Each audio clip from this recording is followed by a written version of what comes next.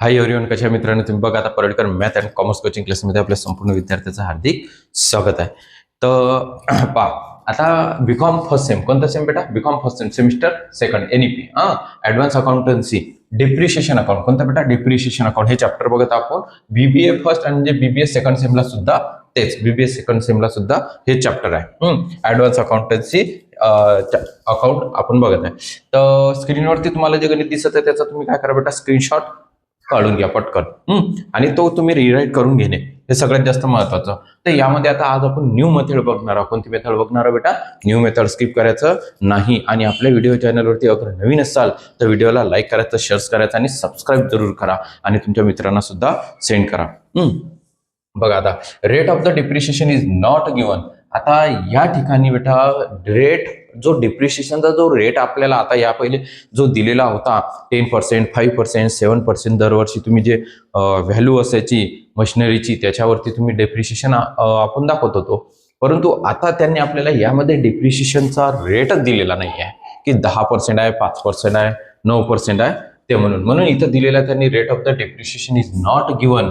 Mister Prashant purchase of fix asset, एक fix asset त्यांनी purchase केलेली आहे.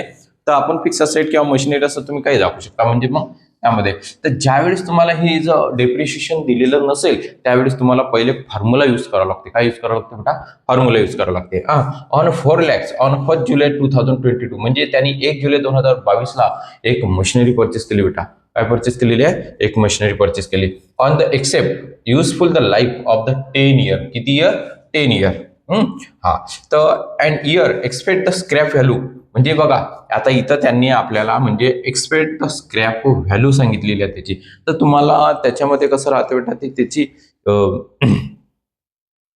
स्क्रॅप व्हॅल्यू मध्ये ही मेथड सुद्धा विचारू शकतात. कोणती? Scrap value. त्याच्यानंतर एक्सपेक्ट द लाईफ मेथड, ही मेथड सुद्धा विचारू शकतात. Expect life of machine. तर मशीन आहे एक्सपेक्ट लाईफ मेथड. म्हणजे अशा दोन पद्धतीने तुम्हाला नाव येऊ शकतात. त्याच्यानंतर तिसरं एक की तुम्ही या पद्धतीने ओळखून घ्यायचं बेटा की या गणितामध्ये डेप्रिशिएशन आपल्याला कुठे दिलेलं आहे काय. काय बघायचं बेटा? डेप्रिशिएशन कुठे दिलेलं आहे काय. तर डेप्रिशिएशन बघण्यासाठी असेल तर बघायचं, नाही तर मग राहू द्यायचं. आता डिप्रिशिएशन नाहीच आहे दिलेलं. ज्यावेळी डिप्रिशिएशन असेल त्यावेळी फॉर्म्युला यूज करणे सगळ्यात जास्त महत्वाचं आहे. तर बघा आता सगळ्यात पहिले काय करायचं? मिस्टर प्रशांतने कोणत्याही व्यक्ती असो त्यांनी कोणती मशिनरी परचेस केली ते बघायचं. ऑफ द 4 lakhsला परचेस केली. कितीला परचेस केली? 4 lakhला. तर सगळ्यात पहिले फॉर्म्युला लिहायचा. कॅल्क्युलेशन ऑफ डिप्रिशिएशन मी लिहिलेला आहे, तुम्ही बघून घ्या. बघा ऑब्लिक मधून दाखवला कॉस्ट लिहा किंवा परचेस लिहा, दोनपैकी एक नाव दाखवा. म्हणजेच तुम्ही असं कॉस्ट प्लस हे इन्स्टॉलेशन्स आहे की नाही, installations expenses minus installation expenses minus. तुम्हाला इथं लिहिलं आहे मी फॉर्म्युला, मी तुम्हाला लिहून दाखवत आहे. का बरं लिहून दाखवत आहे? बघा इथं 2 नावं लिहिली, एकच नाव लिहायचं आहे तुम्हाला कोणतं पण. त्यानंतर इन्स्टॉलेशन्स एक्सपेन्सेस म्हणजे त्याला आता समजा आपला फॅन असेल, फॅन आपण मार्केटमधून आणल्यानंतर आपण स्वतः लावतो का? तो नाही. इलेक्ट्रिशियन या व्यक्तीला बोलावतो आणि त्यानंतर त्यांच्या जवळून आपण काय करत असतो? तो छतावरती आपल्याला लावून घेतो म्हणजे आपल्या घरामध्ये. तर त्याला एक काय द्यावं लागतात आपल्याला? कॅश द्यावं लागते. काही ना काही त्याची जी वेजेस असतील म्हणजे त्याची जी मजुरी असेल त्याला ती कॅश द्यावं लागेल. तर त्याला 200 दिलेली असेल तर याचा अर्थ ते त्याच्यामध्ये काय होणार आहे? ऍड होणार आहे. म्हणजे त्या फॅनची किंमत काय होणार आहे? पुन्हा इन्क्रीज होणार आहे. 2000ला अगर तुम्ही फॅन परचेस केला असेल तर त्याच्यामध्ये 200 काय होणार आहे? प्लस होणार. तर बघा आता म्हणून मग इथं प्लसचं चिन्ह दाखवलं. कोणतं चिन्ह दाखवलं आपण इथं? प्लसचं. त्यानंतर स्क्रॅप व्हॅल्यू. काय म्हणतात बेटा? Scrap value. ओके किंवा scrap value oblique residual value, 2 नावं लिहू शकता. त्याला अपॉन करायचं. अपॉन काय करायचं? Except life of machinery. Okay बेटा. म्हणजे हा फॉर्म्युला तुम्ही तयार करायचा. म्हणजे तुमच्या लक्षात राहायला पाहिजे त्यासाठी मी तो समजून सांगितलेला आहे. तुम्हाला इथं 2 नावं दिलेलं आहे, त्याच्यानंतर इथं सुद्धा 2 नावं दिलेलं आहे. स्क्रॅप व्हॅल्यू लिहा, सगळ्यात जास्त सोपी पद्धतीमध्ये चालेल. तर आता बघूया त्या मशिनरीची स्क्रॅप व्हॅल्यू वगैरे किती दिलेली आहे. सगळ्यात पहिले कॉस्ट प्राइस किती आहे? 4 lakhs आहे. किती आहे बेटा? 4 lakhs. डेप्रिशिएशन इथं सुरुवातीला डेप्रिशिएशन लिहायचं. डेप्रिशिएशन इज इक्वल टू त्याला अपॉन आहे ते 4 lakhs. किती आहे बेटा आपली? 4 lakhs. परचेसची इन्स्टॉलेशन आहे का? नाही. प्लस 0. प्लस काय करायचं? 0. त्यानंतर बघा आता इन्स्टॉलेशन चार्जेस दिलेला नाही आहे त्यांनी, तर त्याची जी स्क्रॅप व्हॅल्यू आहे म्हणजे ते 1 lakhs म्हणून दाखवलेलं आहे. Expect the scrap value of 1 lakhs, म्हणजे ते जी व्हॅल्यू सांगितली त्यांनी ती 1 lakhs आहे. किती आहे स्क्रॅपची व्हॅल्यू? 1 lakhs. आणि आपण मध्ये लाईफ, त्या एक्सपेक्ट द लाईफ त्या मशिनरीची व्हॅल्यू इयर किती आहे, लाईफ किती आहे. आता तुम्ही जो मोबाईल परचेस केलेला असेल, तुम्हाला दुकानामधून सांगतात की 1 year गॅरंटी किंवा वॉरंटी देतात, ते 1 year 2 year. तुम्हाला माहिती आहे की मोबाईल 5 वर्ष 4 वर्ष तुम्हाला तो चालतोच, म्हणजे त्याची जी लाईफ असते. एक मोबाईल तुम्ही परचेस केल्यानंतर तो 30 वर्ष 10 वर्ष 15 वर्ष चालू शकत नाही. 5 म्हणजे 5 वर्ष जास्तीत जास्त. बघा आता त्यानंतर याची जी मशिनरीची व्हॅल्यू दिली ही 10 आहे बेटा. किती आहे दिलेली त्यांनी आपल्याला? 10. मग काय करायचं आता? डेप्रिशिएशन इज इक्वल टू 4, इथं हे तर 0 आहे त्याच्यामुळे मग 4 lakhs मधून 1 lakhs काय करायचे? मायनस, म्हणजे 3 lakhs राहतात. किती lakhs राहते? 3 lakhs. ओके. हा, आपण किती करायचं? 10. मग डेप्रिशिएशन इज इक्वल टू याला डिवायडेशन करा, म्हणजे किती येणार आहे? 30,000. किती येणार आहे बेटा? 30,000. बघा, तर 3 lakhs त्याला डिवायडेशन 10 करा, 1 0 कट करा, 1 0 कट करा, कसंही चालते. डिवायडेशन 10, 30,000. ओके, 30,000 आलं. हा, म्हणजे ही झाली तुमची पूर्ण वर्षाचं डेप्रिशिएशन. म्हणजे आता आपल्याला रेट ऑफ डेप्रिशिएशन दिलेलं नव्हतं, तर आपण डायरेक्ट आपल्याला काय काढावं लागलं होतं? फॉर्म्युला लावून तुम्हाला ते डेप्रिशिएशन किती आहे म्हणून दाखवावं लागलं. म्हणजे आता दरवर्षी तुम्हाला डेप्रिशिएशन 30,000 रुपये दाखवलं लागेल. 30,000. मग बघा आता याने परचेस कधी केलेली आहे? 1 जुलैला. वर्ष एंडिंग कधी आहे बेटा? ते 31 डिसेंबर. कधी आहे? 31 डिसेंबर. म्हणजे जुलै, August, September, October, November, December, याचा अर्थ 6 months. तर याचा अर्थ पहिला जे वर्ष आहे, फर्स्ट इयर जे आहे, फर्स्ट इयरला तुम्हाला डेप्रिशिएशन किती करावं लागेल? 15,000. त्याच्यानंतर तुम्हाला दरवर्षी किती दाखवावं लागेल? 30,000, 30,000, 30,000 आहे की नाही? दरवर्षी तुम्हाला मग डेप्रिशिएशन दाखवायचं त्याचं 30,000. लक्षात आलं का बेटा? समजलं? याचा स्क्रीनशॉट काढायचा असेल, स्क्रीनशॉट काढून घ्या. मी आता ते गणित काय करतो? पुसतो. त्याच्यावर आपण काय करू आता? इथं मशिनरी अकाउंट. मित्रांनो, मी गणित एक्झाम्पल लिहिलं, म्हणजे फिक्स असेट अकाउंट लिहिलेलं आहे. आता आपण याला काय करू? सोडू. पहिले आपल्याला सुरुवातीला आपलं जे डेप्रिशिएशन आलं होतं ते किती आलं होतं बेटा? 30,000. तुम्हाला मी फॉर्म्युला सांगितला, फॉर्म्युल्याप्रमाणे आपलं हे 30,000 डेप्रिशिएशन आलेलं आहे. म्हणजे दरवर्षी या गणितामध्ये आपल्याला 30,000 डेप्रिशिएशन काय करायचं आहे? मेन्शन करायचं आहे. मग मेन्शन करताना बघा आता पहिले 1 जुलैला परचेस केलेले त्या व्यक्तीने 2022 ला टू बँक अकाउंट. कोणता अकाउंट बेटा? Bank account. कितीला परचेस केलेली आहे ती मशिनरी? 4 lakhsला, 4 लाखला परचेस केलेली आहे. त्याची जी शेवटपर्यंतची जी व्हॅल्यू आहे त्यांनी किती सांगितली होती आपल्याला? ती 1 lakhs रुपीज आहे की नाही? हा, बघा ते स्क्रॅप व्हॅल्यू होती, स्क्रॅप व्हॅल्यू होती. शेवटची 2,40,000 असेट सोल्ड आहे ते. बघा आता या वर्षी आपण 31 December 2022 by depreciation account by एक गणित आपण जानेवारी डिसेंबर, हे डिसेंबर पर्यंतचं एंडिंग आहे. यानंतरचं नेक्स्ट एक्झाम्पल जे बघूया आपण ते एप्रिल ते मार्च बघू. नंतर बघा बॅलन्स काय लिहायचं बेटा? बॅलन्स सी आणि डी. तुम्ही स्पेलिंग पूर्ण लिहिजा, म्हणजे मी तुम्हाला काय केलं सांग, पूर्ण लिहायचं 4 lakhs. ओके. हा, इथं पण लिहायचं आहे तुम्ही 4 lakhs. बघा आता 4 lakhs जुलै ते डिसेंबर, जुलै, August, September, October, November, December. मी मगाशी पण सांगितलं तुम्हाला की 30,000 हे किती महिन्याचं डेप्रिशिएशन आहे? 12 months आहे. मग आपल्याला किती महिन्याचं पाहिजे? 6 monthsचं, म्हणजे हाफ, एका वर्षाच्या अर्धे करायचे. हे 15,000. ओके, 15,000. 4 lakhs मधून 15,000 काय करायचे तुम्हाला? ते मायनस करायचे. काय करायचे बेटा? मायनस करायचे. म्हणजे किती राहतात? 4 lakhs मधून 15,000 मायनस केले 3,85,000. 3,85,000. त्यानंतर पुन्हा आता 31 डिसेंबरचा नेक्स्ट दुसरा दिवस 1 जानेवारी 2023 टू बॅलन्स बी आणि डी. बी आणि की काय करायचं? D. 3,85,000. 31 December 2023 by depreciation account by balance C आणि डी. सी आणि डी. बघा आता या गणितामध्ये कोणतीच मशिनरी परचेस केलेली नसते, आणि या गणितामध्ये तुम्हाला सांगतो बेटा की बघ याचं जे आन्सर असते बॅलन्स हे नेहमी किती 0 येणार. काय येणार आहे बेटा? 0 येणार आहे. जानेवारी ते डिसेंबर, जानेवारी ते डिसेंबर किती महिने होतात बेटा? 12 months. किती महिने होतात बेटा?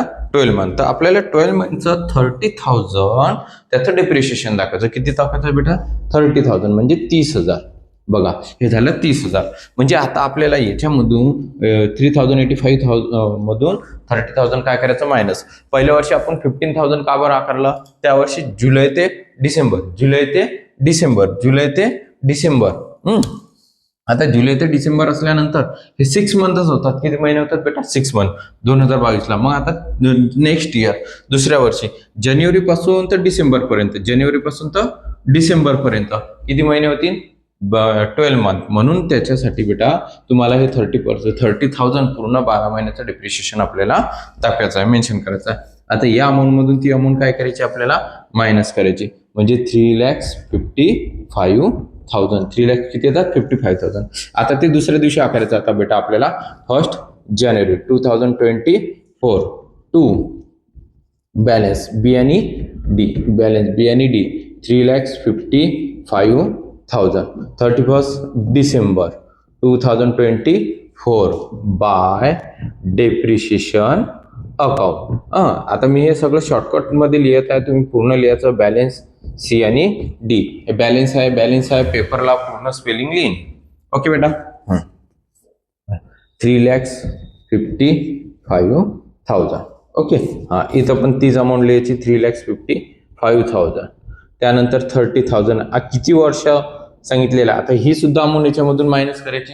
30,000 डेप्रिशिएशन आकारलेलं आहे, ती सुद्धा मायनस करायची. ते राहतात मग 3,25,000. म्हणजे ह्या अमाऊंट मधून ही अमाऊंट 30 डेप्रिशिएशन काय करायचं? मायनस. मग ते मायनस केल्यावर त्याची व्हॅल्यू काय होत जाते बेटा? कमी डिक्रीज होत जाते. मग त्यानंतर इथं 1 जानेवारी 2025. आता 5 म्हटल्यानंतर इथं त्याने क्लोज सांगितलेलं आपल्याला. बघा ऑन 30 1 लाख झालं. On 30 September 2025 he sold. या दिवशी सोल्ड केली म्हणते तो सप्टेंबरला, 30 सप्टेंबरला. कधी बेटा? 30 सप्टेंबर, 30 सप्टेंबर. आता बघा बेटा आपल्याला टू बॅलन्स बी आणि डी 3,25,000 आहे की नाही. इथं काय लिहितो आपण? 31 डिसेंबर. परंतु जानेवारी ते डिसेंबर 12 मंथ होतात. या डिसेंबरच्या पहिले म्हणजे या 25 डिसेंबर याच्या पहिले सुरुवातीला तुमचा कोणता महिना येणार आहे? सप्टेंबर येणार की नाही. म्हणून विद्यार्थी मित्रांनो इथं आपल्याला काय करायचं आता? 30 सप्टेंबर ओके 2025. मग त्या दिवशी दाखवायचं आहे. म्हणजे बाय डेप्रिशिएशन अकाउंट बाय. त्या दिवशी काय केली त्यानं? सोड केली. मग सोड केली तर मी तुम्हाला नेहमी सांगतो बाय काय दाखवायचं तिथं? Bank account. आणि आता याचं प्रॉफिट अँड लॉस सुद्धा आपल्याला काढावं लागेल. प्रॉफिट अँड काय काढावं लागेल? लॉस बाय बॅलन्स सी आणि डी. बघा सी आणि डी. आता याचं जे बँक अकाउंट आहे, आता बघा कितीला सोड केली त्यांनी? तर सोल्ड ऑफ असेट 2,40,000. कितीला सोड केली? 2,40,000. इथं दाखवायचं 2,40,000. 2,40,000. मग आता जानेवारी ते डिसेंबर किती महिने होतात? 9 महिने. जानेवारी, फरवरी, मार्च, एप्रिल, मे, जून, जुलै, ऑगस्ट, सप्टेंबर. 9 मंथ. किती मंथ झाले बेटा? 9 मंथ. मग 9 मंथचं डेप्रिशिएशन किती महिन्याचं? डेप्रिशिएशन 9 मंथचं. किती महिन्याचं?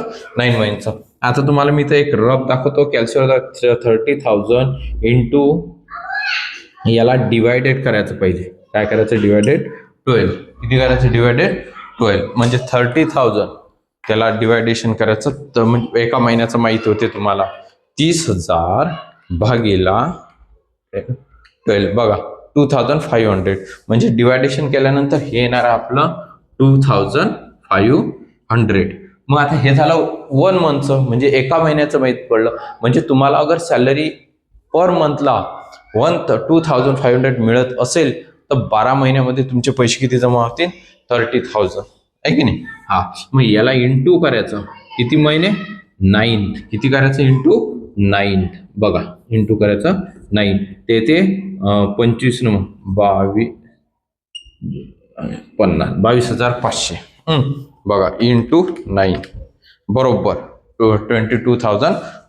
बघा 22,500. 2,500 इंटू 9. बघा 22,500. मग ही तर दाखवायचं आता आपल्याला 22,500. ओके. हा, आता बघा, आता सगळ्यात महत्वाचं की याचा प्रॉफिट काढायचा आपल्याला. काय काढायचा आहे? प्रॉफिट. या मशीनवर प्रॉफिट झाला की लॉस झाला, प्रॉफिट झाला की लॉस झाला. मग सर आता ते कसं काढायचं? बघा, आता तुम्ही याचा स्क्रीनशॉट काढलेला जशी आहे की नाही. हा, मग आता स्क्रीनशॉट काढलेला असेल, मी हे पुसून घेतो. त्यांनी आपल्याला you have to prepare fix asset account and depreciation account सांगितलं. म्हणजे आपल्याला हे फिक्स असेट अकाउंट आणि डेप्रिशिएशन अकाउंट सुद्धा तयार करायचं आहे. तर पहा आता, केली होती 2022ला 4 lakhs. किती परचेस केली होती? 4 lakhs आहे की नाही. हा, त्याच्यानंतर 31 डिसेंबर 2022 15,000 तुम्ही डेप्रिशिएशन दाखवलेलं आहे. किती दाखवला आपण त्याचा? 15,000. 3,85,000 हे त्याच्यानंतर ही चाललेलं 1 जानेवारी 2023. ओके. त्यानंतर पुन्हा 31 डिसेंबर 2023 डेप्रिशिएशन 30,000. किती बेटा? 30,000. किती येणार? 3,55,000. हे झालं तुमचं इथं आलेलं डेप्रिशिएशन, हे बॅलन्स अमाऊंट. म्हणजे 1 जानेवारी 2004 30,000 डेप्रिशिएशन आहे की नाही. हा, हे डेप्रिशिएशन कधीचं डेप्रिशिएशन आहे? हे 24चं 3,25,000.